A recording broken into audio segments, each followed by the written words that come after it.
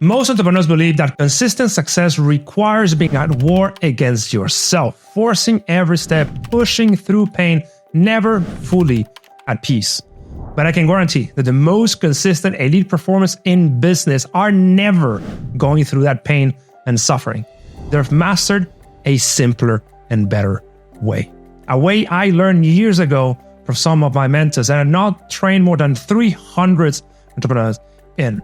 When you master this, you will unlock the mental edges you need to be insanely consistent every single day and unlock the success you want the easy way. But if you don't master this, you will forever be stuck in stress and frustration, wondering why others achieve what you want to achieve effortlessly.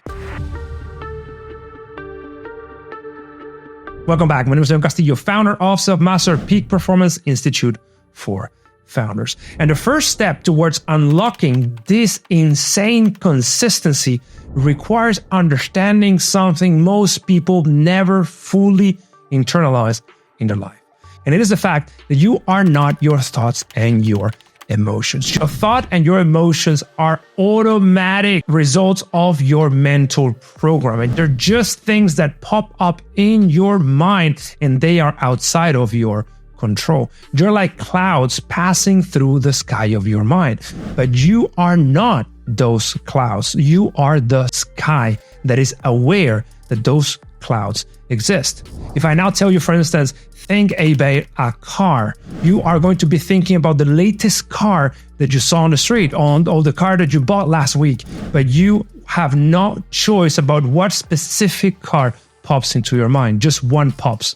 So those thoughts are automatic, like clouds passing through the sky, or you want to see it, they're like apps running in the operating system of your mind. Just because the clouds are there, the programs are running, it doesn't mean that you need to pay attention to them. It means that they are there. So the key idea here is that if you're not your thoughts and your emotions, what are you? Well, you are the awareness of those thoughts and your emotions. The power that you have is through your awareness. You have a choice of whether you pay attention to your thoughts and your emotions. Just because you have a negative thought doesn't mean that you have to pay attention to the negative thought.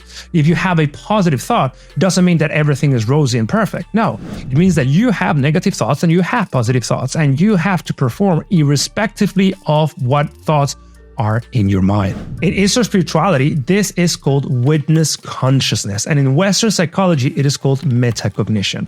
And this is important because it is the entry point towards becoming insanely consistent, because understanding that you have a choice of what thoughts you pay attention to implies that you can start to let go of the thoughts that are leading you towards inconsistency and doubling down on the thoughts that are actually leading you to staying consistent. That is the crux of it all. Realizing that you have control over your mind. Average performers, those that are in training performance, cannot do this effectively because they haven't trained themselves to control those thoughts and your emotions. And every time they have a thought and emotion, they just believe it. So if they happen to have positive thoughts, they can actually do the things they want to do. But if they have negative thoughts or they're feeling terrible, they don't do them.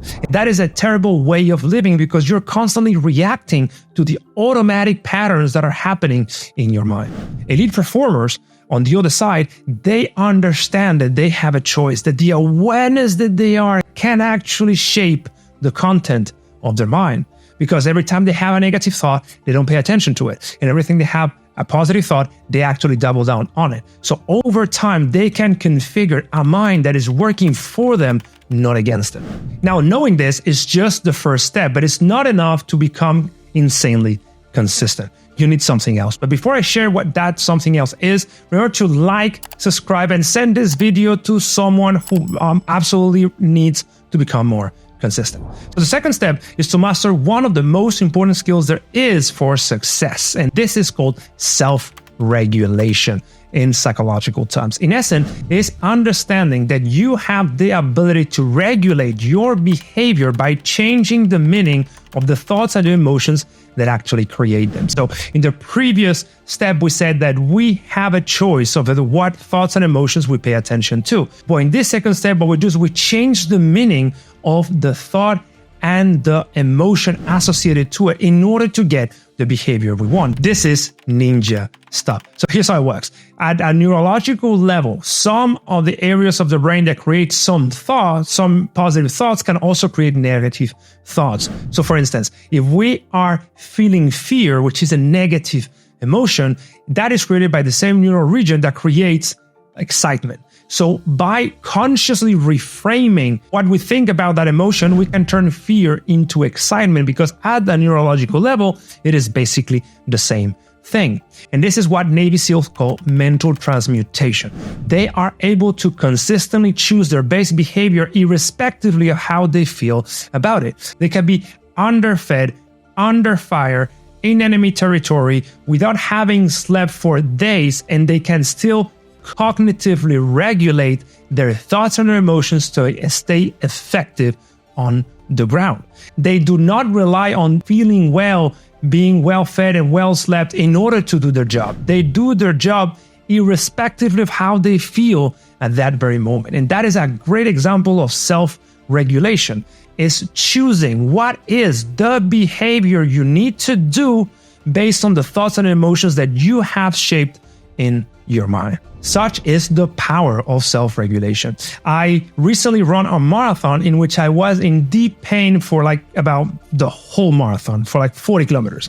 I had pain in my ankle, in my knee, in my waist, in my hip. I was literally totally running in a permanent state of pain. And even though I had a voice in my head that told me, quit, you're gonna injure yourself, do not continue, I paused for a moment and said, this is my opportunity to try to cognitively reframe this pain into an opportunity for personal growth. And even though that pain was terrible, I still shiver when I think about it. I did not suffer. I did not add insult to injury by lamenting the fact that it was happening, but rather I changed the meaning of that pain so that every step that I took that got me closer to the finish line was proof that I was learning how to persevere through pain, just like a Navy SEAL would do when deep into enemy territory, underslept and underfed. That is step 2 of becoming insanely consistent, the easy way. And step 3 finally is choosing the behavior you want at every moment. This is how you become insanely consistent, by choosing to become insanely consistent once you take control of your head. So the protocol is very simple. When you decide to focus on something and you are tempted to self-destruct, your mind veers away of the task and you are tempted to surf YouTube real quick, check your phone, or go do something else. First, identify that thought is actually happening, but you are not that thought. You are just noticing that thought. Step 2 is to change the thought into an opportunity for developing consistency. Instead of saying, I wish I could be distracted, you think, this is a perfect moment to prove to myself that I have the ability to stay consistent. And then finally, step 3, you actually do the behavior you want to do. You stay consistent, you stay on track, you stay doing the thing you said you were going to do. And this is how you develop insane consistency very quickly. First, understand your thoughts and your emotions. 2, change the meaning of the negative thoughts and emotions that are trying to veer you away from the task that you committed on completing. And 3, deploy the behavior you know you need to deploy. If you know you have to finish that report or that ad or that thing you don't look forward to, stay consistent at it. Because the more you force yourself to do this, the easier it becomes. And over time, you naturally gravitate toward doing the hard things. And here's my ask for you. In the next 7 days, start paying attention at the contents of your thoughts and instead identifying what are the thoughts that typically veer you away of the things you know you need to do. What are the main sources of distraction? What things do you tell yourself in order to give yourself escape from the task that you know you have to do? And once you have that, once you have identified the thought that typically takes you away from the task, learn to sit with it and let it go. Sit with it and let it go. Do not entertain it. Do not pay attention to it. As soon as you notice that thought is there, that thought of checking YouTube, that thought of checking real quick your TikTok or whatever, realize that thought is there and gently let it go and recommit to the task. And start doing this as often as you can throughout the week. I can guarantee that over time, you just become more prone to staying consistent without having to freeze yourself to death, run ultramarathons, or do the absolute shit you have no time for, just by mastering the most important tool in your arsenal, your mind. Now, all of this will work if you are able to keep a calm and collected mind. And I have a video on how do I achieve just that every single day. Don't miss out on this video because it really complements what we just discussed. Check it out.